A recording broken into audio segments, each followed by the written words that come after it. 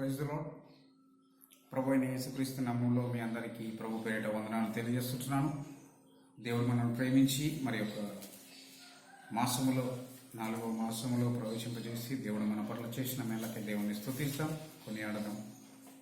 ఈ యొక్క సమయంలో దేవుని యొక్క బిడ్డలముగా, దేవుని యొక్క కుమారులముగా, దేవుని యొక్క కుమార్తెలముగా ఆయన స్తుతించేవారిగా, గణపరిచేవారిగా ఉండాలి అనేటువంటి విషయాన్ని దేవుడు ఎప్పుడూ జ్ఞాపకం చేస్తాడు. 103వ కీర్తనలో నా ప్రాణమా యెహోవాను సన్నదించుము, ఆయన చేసిన ఉపకారములు దేనిని మరువకము.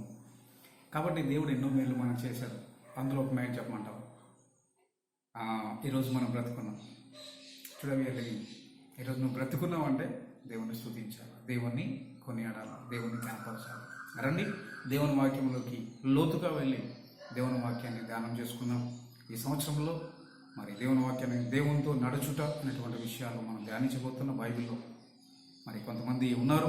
వారి జీవితాన్ని మనం గమనించుకుంటూ మరి క్రీస్తును పోలి నడుచుకునే వారిగా మనం ముందుకు వెళ్దాం. ప్రార్థన చేసుకుందాం. దయచేసి కళ్ళు మూసుకునండి. ప్రేమగల మా తండ్రి, మీకు ఉన్న స్తోత్రాలు. ఈ యొక్క ఉదయకాల వేళలో నీ సంఘంలో చేరి నేను స్తుతించడానికి, గణపరచడానికి ఇచ్చిన భాగ్యాన్ని బట్టి నీకు వందనాలు. తిరిగి ఈ యొక్క వర్తమానంలో నీవే నాకు రాజుగా, అధికారిగా, నా నోటికి బోరగా ఉండి నడిపించి బలపరిచి స్థిరపరచమని మహిమ ఘనత ప్రభావాలు ఆరోపిస్తూ ఈ యొక్క ఉదయకాల దేవును నాపై కుమ్మరించి నడిపించమని, నా నోటికి బోరగా ఉండి Lord be with me and help me, guide me, mould me and strengthen me, cleanse me. Lord, I have to speak thy word, not my word. Lord, I have to speak your thoughts, not my thoughts. And I pray in the name of Jesus. యేసునామములో వేడుకొని ప్రార్థిస్తున్నాము తండ్రి, ఆమేన్. బైబిల్లో మొట్టమొదటిగా ఈరోజు globalisation అనగా దాని ప్రపంచీకరణ అనేటువంటి మాట తెలుగులో అంటారు. ఈ గ్లోబలైజేషన్ అనేటువంటి మాట the world became it's like an global community. So అందరము ఒకే విధానంలో ఉండాలని ఈరోజు మీడియా రకరకాలుగా మరి మన జీవితాల్లో ఎంతగానో ప్రభావితం చేస్తూ ఉంది మీడియా. ఈ మీడియా ద్వారా ఎక్కడో అమెరికాలో ఉన్నాం, ఎక్కడో ఐరోపాలో, ఎక్కడో ఉన్నటువంటి మనము వీడియో కాల్స్ చేసుకుంటున్నాము. అంటే ప్రపంచం అంతా చాలా చిన్నగా అయిపోయిందనమాట. It is because of globalisation and technology. అయితే ఈరోజు మనం ఆలోచన చేస్తే ఫస్ట్ గ్లోబలైజేషన్ అనేది ఎక్కడ కనబడుతుందంటే ఆదికాండంలో కనబడుతుంది.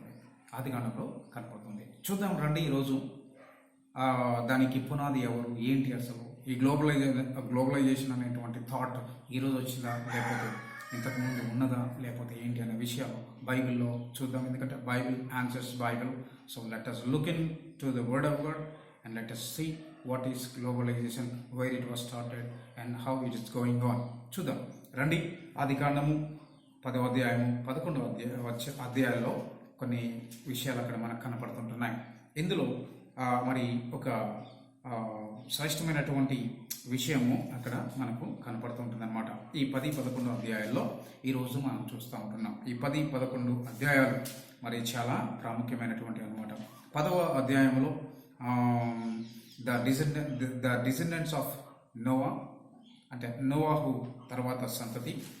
తర్వాత 11వ అధ్యాయంలో ద టవర్ ఆఫ్ బాబెల్, ఆ యొక్క బాబెలు మరి ఆ యొక్క టవర్ అనగా ఆ యొక్క విధానము మనకు కనపడుతూ ఉంటుంది అనమాట. అయితే ఇందులో ఒక మాట మనం చూసినట్లయితే నిమ్రోదు అనేటువంటి వ్యక్తి పరాక్రమం గల వేటగాడు అనేటువంటి విషయాలు మరి ఇందులో నిమ్రోదులో ఉన్నటువంటి కొన్ని విషయాలు మనం చూద్దాం. ఈరోజు ఎందుకు నేను నిమ్రోదు గురించి చెప్తున్నానంటే ఈరోజు ప్రపంచంలో మరి వ్యక్తుల మధ్య, గ్రామాల మధ్య, మండలాల మధ్య, రాష్ట్రాల మధ్య, దేశాల మధ్య, ప్రపంచంలో నిమ్రోదు ఆత్మ తిరుగుతూ ఉంది. The spirit of Nimrod is moving in and around us, not only in villages, not only in mandals, not only in districts, not only in states, not only in countries, but throughout the globe the spirit of Nimrod is moving. Let us see from the Bible what type of spirit he had. కాబట్టి ఇక్కడ మనము ఆలోచన చేసినట్లయితే నిమ్రోదు గురించి ఒక చక్కటి విషయాలు రాయబడ్డాయి. ఈ 10-11 అధ్యాయాలు ఆయన గురించి రాయబడ్డాయి. ఏంటి అంటే నిమ్రోదు ఎలాంటి వాడు అని మనం ఆలోచన చేసినట్లయితే He was a mighty man, number one. He was a first mighty man in the Bible. Number two, he was the first king. Number three, he built the first city. Number four, he built the first tower. Number five, he thought, I want to get first name. And sixth thing is, he is the first hunter before the Lord. మొట్టమొదటిగా మనం ఇక్కడ ఆలోచన చేసినట్లయితే మొట్టమొదటిగా పరాక్రమం కలిగినటువంటి వాడు, మొట్టమొదటి రాజు, మొట్టమొదటి పట్టణాన్ని కట్టాడు, మొట్టమొదటి టవర్ను కట్టాడు. తర్వాత మరి మొట్టమొదటిగా నాకే పేరు రావాలి అనుకున్నాడు. తర్వాత మొట్టమొదటి పరాక్రమం కలిగినటువంటి వేటగాడు అనేటువంటి పేరు ఉన్నదనమాట. ఈరోజు మన పిల్లల్ని స్కూల్కి పంపిస్తున్నాం. స్కూల్కి పంపించినప్పుడు ఏం జరుగుతుందంటే మా పిల్లలు ఫస్ట్ రావాలి అనుకుంటాం. అది యాజ్ ఏ ఫాదర్గా నేను అనుకుంటాను, యాజ్ ఎ మదర్గా అనుకుంటాము. నిజంగా ఈ ఫస్ట్ అనేది చాలా మంచిది, అన్నింటిలో ముందుండాల. ఈరోజు చాలాసార్లు మన జీవితంలో, క్రైస్తవ జీవితంలో గమ్మత్ ఏంటో తెలుసా? ఒక విచిత్రమైన విషయం ఏంటో తెలుసా? చాలామంది క్రిస్టియన్ ఫ్యామిలీస్లో చాలామందికి బైబిల్లో ఏ అధ్యాయం ఎక్కడుందో తెలియదు, ఏ బుక్ ఎక్కడుందో తెలియదు అనమాట. కాబట్టి ఇక్కడ మనం ఆలోచన చేసుకోవాలి. ఇక్కడ మనం ఆలోచన చేస్తే నిమ్రోదులో మనం ఆలోచన చేసినట్లయితే నిమ్రోదులో ఉన్నటువంటి ఒక లక్షణం ఏంటంటే నేను అహం ఉందన్నమాట. ఇక్కడ he was a pride man. He got pride. నేనే ఉండాలి. ఈరోజు కూడా చాలామంది అనుకుంటారు నేనే అనేటువంటి మాట చాలా ప్రమాదకరమైనది. అదే జరిగింది నిమ్రోదు జీవితంలో. మనం ఆలోచన చేస్తే నిమ్రోదుల నుంచి మనం నేర్చుకోవాల్సిన సత్యం ఏంటంటే ఈరోజు మనం ఆలోచన చేస్తే నిమ్రోదు గురించి దేవుడు కొద్దిగానే రాయబడింది. ఆయన గురించి ఎక్కడెక్కడ రాయబడింది తెలుసా? మొదటి దినవృత్తాంతంలో ఫస్ట్ క్రానికల్ చాప్టర్ 1:10 అండ్ మాయక చాప్టర్ 5:6. మొదటి వృత్తాంతముల గ్రంథము 1:10 రాయబడింది. మీకా 5:6 కూడా రాయబడింది. మీరు ఇంటికి వెళ్ళాక చదువుకోనండి. We don't have time and we're not reading all those things.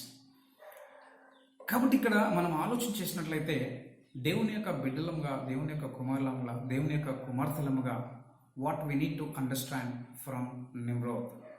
Nimrod యొక్క ఆత్మ ఎవరిలో ఉంటుందో వారు నిజంగా దేవునికి వ్యతిరేకంగా ఉన్నటువంటి వారు. This is what happening in the society today.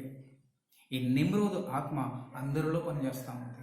నిమ్రోదు ఆత్మ ఈరోజు సంఘములో కూడా పనిచేస్తూ ఉంది. నిమ్రోదు నేను అని అధికారం కొరకు, I want to be the president, I want to be the secretary, I want to be something, I want to be something in the church, I want to be something అనేటువంటి ఆత్మ ఈరోజు మరి ఆ సంఘములో కూడా ప్రవేశించిందంటే ఒక్కసారి వి నీడ్ టు చెక్.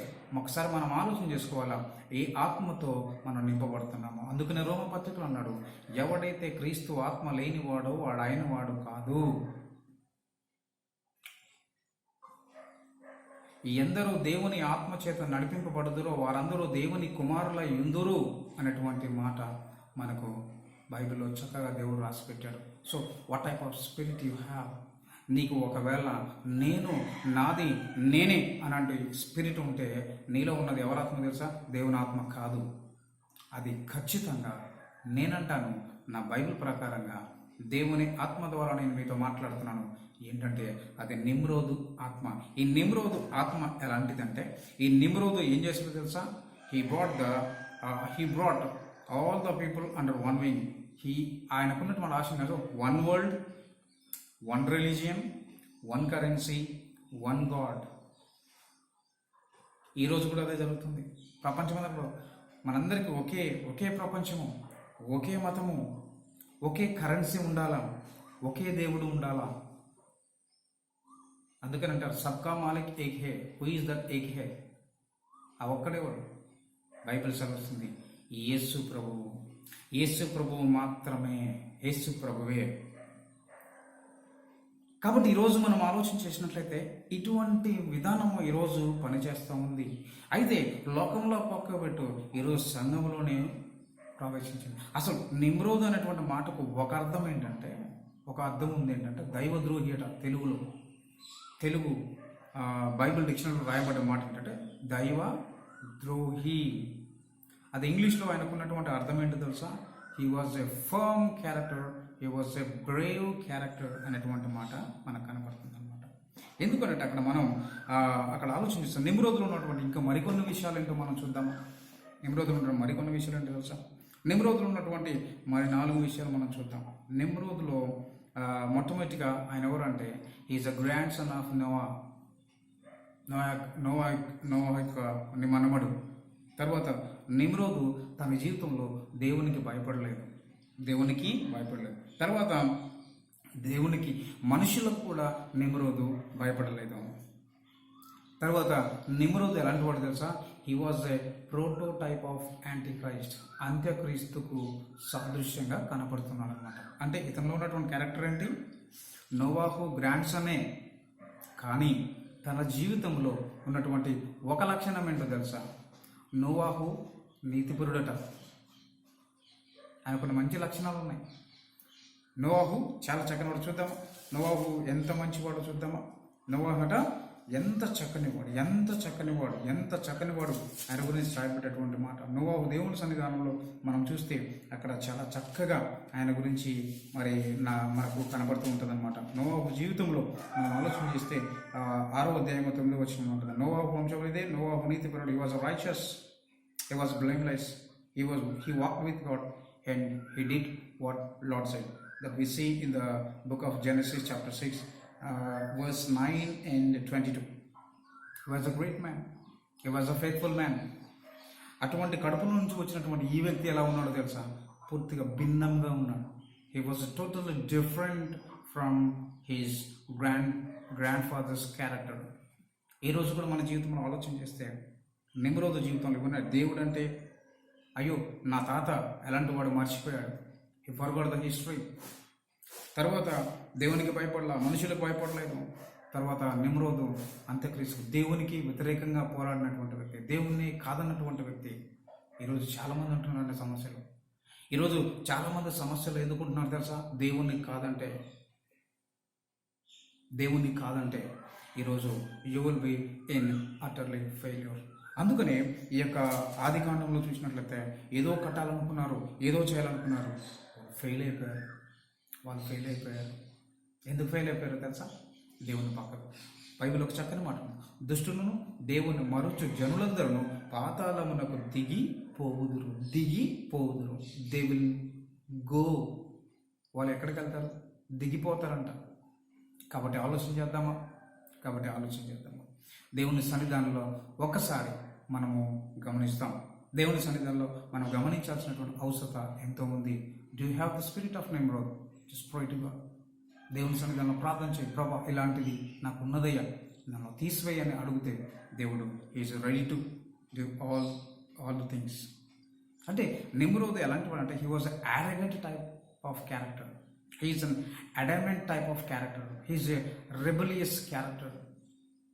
దేవునికి వ్యతిరేకంగా పనిచేసినటువంటి వాడు, దేవుణ్ణి కాదన్నటువంటి వ్యక్తి. నేను అంటాను ఈరోజు ఒక మాట ఆలోచన చేద్దామా? ఈరోజు దేవుని కాదని మనం ఏం చేస్తాం? దేవుణ్ణి కాదని మనం ఏమన్నా చేయగలమా? అందుకని అన్నాడు ఆయన, నా సెలవు లేకుండా భోజనం కూడా ఎవరు చేయలేరు. ఆయన సెలవు లేకుండా వెంట్రుకలు కూడా రాలిపోతాయి.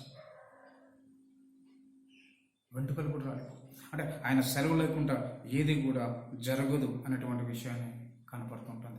కాబట్టి ఈరోజు నిమ్రోదు లాంటి విధానము ఈరోజు మన జీవితంలో ఉండకూడదు. ఎందుకంటే నిమ్రోదు జీవితంలో భయంకరమైనటువంటి వ్యక్తి. నిమ్రోదు జీవితంలో ఎలాంటి వాడు అంటే దేవుని కొరకు జీవించినటువంటి వ్యక్తి. సో అలాంటి విధానాలు ఈరోజు లోకంలో కనపడుతున్నాయి.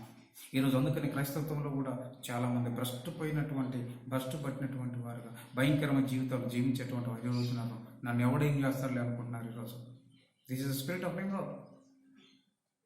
They are not listening to their parents. This is the spirit of Nimrod. They are disobedient towards their parents. This is the spirit of Nimrod. They are disobedient. They are unfaithful towards their wives and husbands. This is the spirit of Nimrod. ఇదంతా ఎవరాత్మ? Nimrod ఆత్మ. ఆలోచన చేస్తున్నాం ఒకసారి. Let us rethink. నిమ్రోదు ఎంత చేశాడు? నిమ్రోదు ఇంత చేశాడు, ఏదో చేయాలనుకున్నాడు, ఏదో చేయాలి, I have to do something అనుకున్నాడు. నిమ్రోద్ ఏం చేశాడంటే ఏదో కడదాం అనుకున్నాడు, పట్టణాన్ని కడదాం అనుకున్నాడు, గోపురాన్ని కడదాం అనుకున్నాడు, అన్నీ utterly he failed in his life.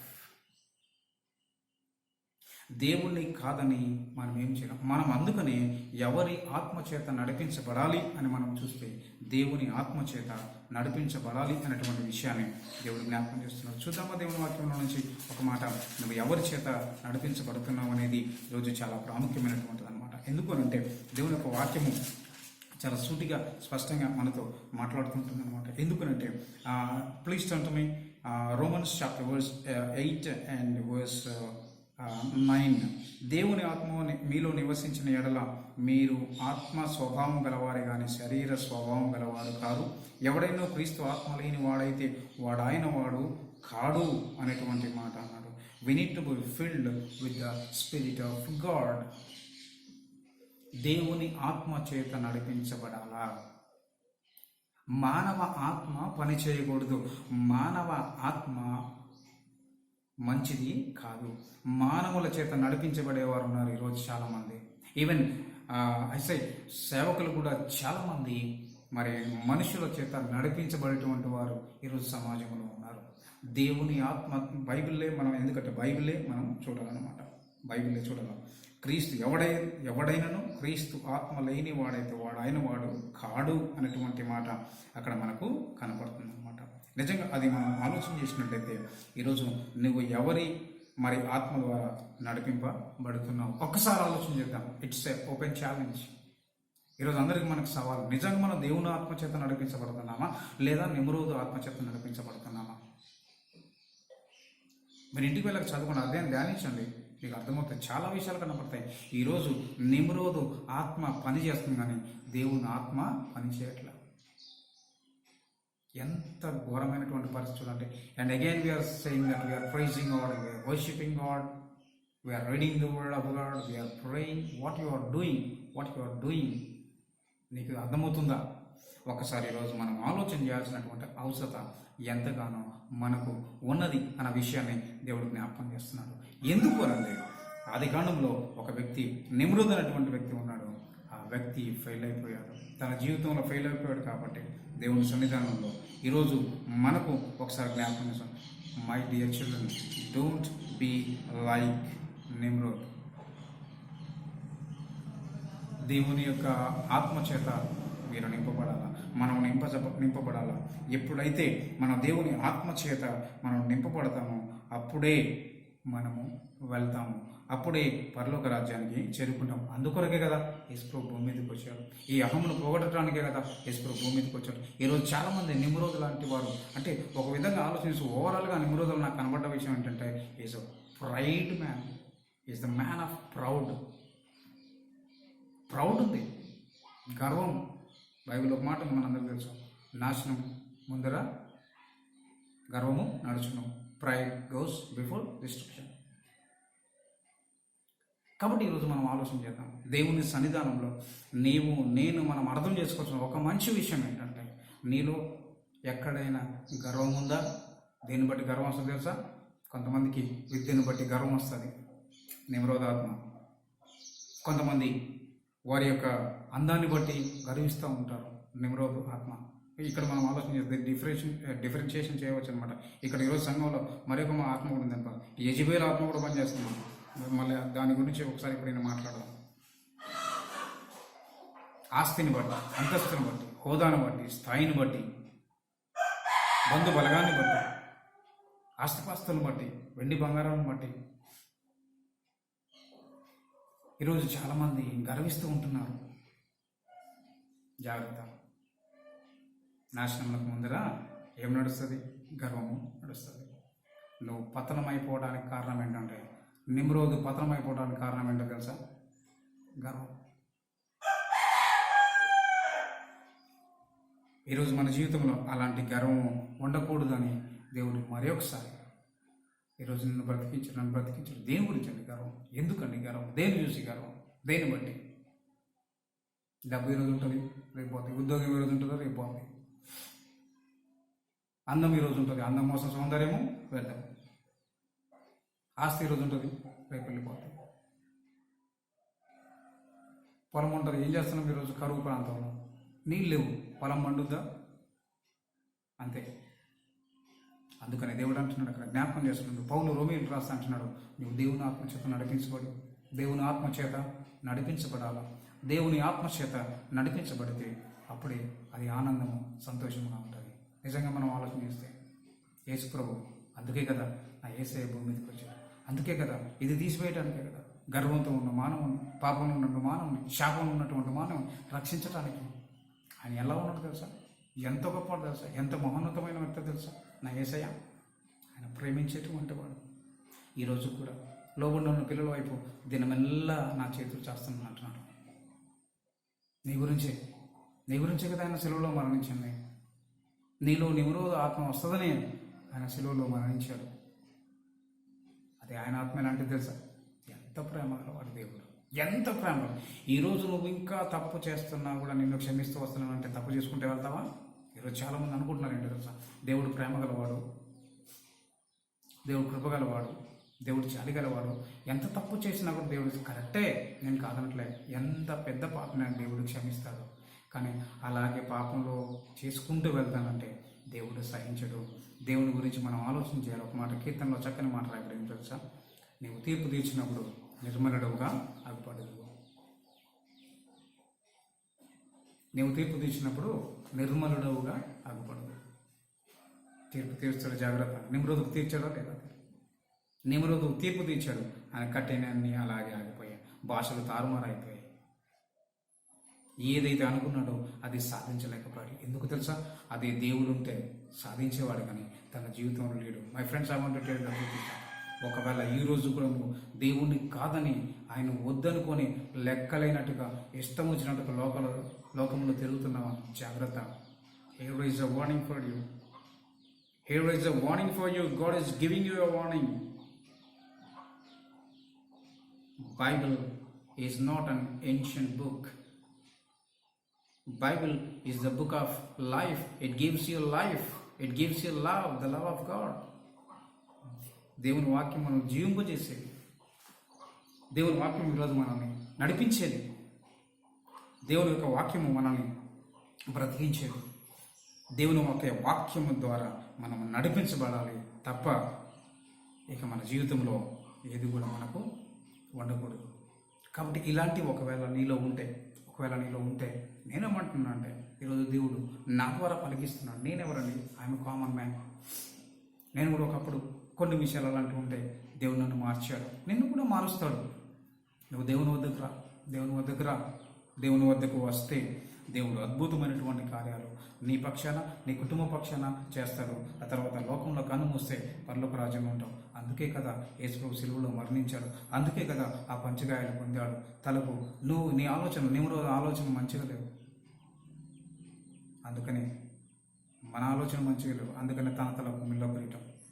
నిమ్రోదు పనులు మంచిగా లేవు, అందుకని ఆయన చేతులకు ముళ్ళు,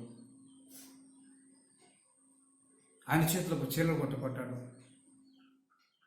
నిమ్రోదు నడక సరిగా లేదు కాబట్టి ఈరోజు మన నడక సరిగా లేదు. ఆ కాళ్ళకు మేకులు కొట్టబడ్డాడు.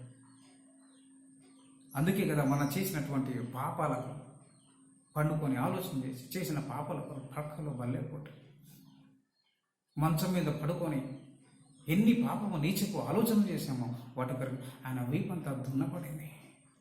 ఎందుకొరకు తెలుసా? Still he's loving you. ఈరోజు కూడా నేను ప్రేమిస్తున్నాను నా బిడ్డ.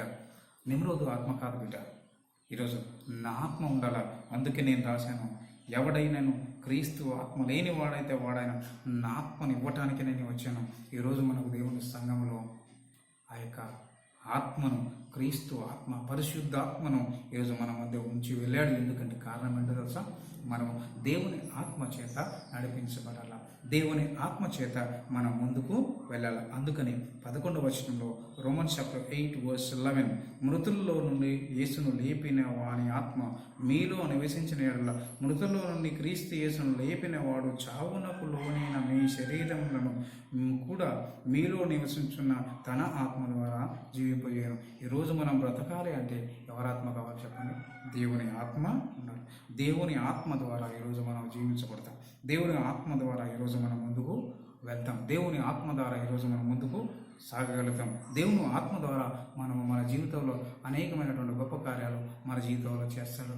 కాబట్టి నేను అంటాను, ఒకవేళ ఇంకా ఎవరికైనా ఒకవేళ నేను మాట్లాడేటున్న మాట నీకు హర్టింగ్గా ఉండవచ్చు, ఒకవేళ బాధ పెట్టవచ్చు, కానీ నేను అంటాను, దేవుడు మారదామంటున్నాడు. మారు, నువ్వు మారితే నేను గొప్ప కార్యం చేస్తాంటున్నాడు. ఈరోజు నీకే ఒక రేపు నీది కాదు, దయచేసి గమనించండి. ఒక్కసారి రేపు నీది కాదు కాబట్టి మరి నిజంగా ఈరోజు ఒకసారి మారు మనసు పొంది దేవుని కొరకు మనం బ్రతుకుతాం. అటు కృప దేవుడు మనకు అనుగ్రహించును గాక. తిరిగి అదేవిధంగా దేవుడు మనకిచ్చినటువంటి ఆ యొక్క క్రీస్తు ఆత్మతో మనం ముందుకు నడిపించి మనం ముందుకు తీసుకొని వెళ్ళను గాక. దయచేసి కళ్ళు మూసుకుందాం, ప్రార్థన చేసుకుందాం. దయచేసి కళ్ళు మూసుకుందాం, చిన్న మాట ప్రార్థన చేసుకుందాం. ప్రేమగల మా తండ్రి, మహోన్నత గొప్ప దేవుడు, రాజా నీకే వందనాలు, స్తోత్రాలు చెల్లిస్తున్నాం తండ్రి. ఈ యొక్క సమయంలో తండ్రి ఈ దినం కొంత నిమ్రోధు గురించి ధ్యానం చేసి కృప అనుగ్రహించడం నీకే వందనాలు, స్తోత్రాలు చెల్లిస్తున్నాను. అయ్యా అల్పులను భాగ్యం నా పట్ల నువ్వు చేసిన మేలకే నీకు వందనాలు. ఒకప్పుడు నేను కూడా అలాంటి లక్షణంలో నన్ను రక్షించినావు. ఈ వాక్యం వింటున్న వారి కొరకు వినబోతున్న వారి కొరకు ప్రార్థిస్తున్నాను. ఎవరికైనా నిమ్రోధు లాంటి ఆత్మ ఉన్నట్లయితే అయ్యా అది తీసివేయండి, మీరే జ్ఞాపకం చేసుకుని ప్రార్థిస్తాం, బలపరచుకొని ప్రార్థిస్తున్నాం. అయ్యా నీ ఆత్మతో నింపు, నీ బలంతో నింపు, నీ శక్తితో నింపు నడిపించమని వెతకున్న వాక్యము 30, 60, 100 నా కుటుంబంలో నా వ్యక్తిగత జీవితం ఎవరైతే వింటున్నారో వారందరిలో ఉంచి నడిపించమని, బలపరచమని, విన్న ప్రతి ఒక్కరిని నీ సన్నిధానంలో మార్చమని, మారు మనసు కలిగి నీ కొరకు ఫలించే కృపను గురించి నడిపించమని, చెప్పిన నాకు మొట్టమొదటిగా అలా బ్రతికే కృపను గురించి నడిపించమని, నీ ఆత్మచేతను నింపి ఇంకా నీ పరిచయంలో వాడుకొని నడిపించమని, బలపరచమని యేసుపేట వేడుకుంటున్నాం తండ్రి. ఆమేన్. తండ్రి యొక్క ప్రేమే, కుమారుడైన యేసుక్రీస్తు కృప, పరిశుద్ధాత్మ అన్యోన్య సహవాసం ఇప్పుడు ఎల్లప్పుడూ సదాకాలం తోడు నీడై ఉండును గాక. ఆమేన్. అందరికీ ప్రైజ్ ది లార్డ్.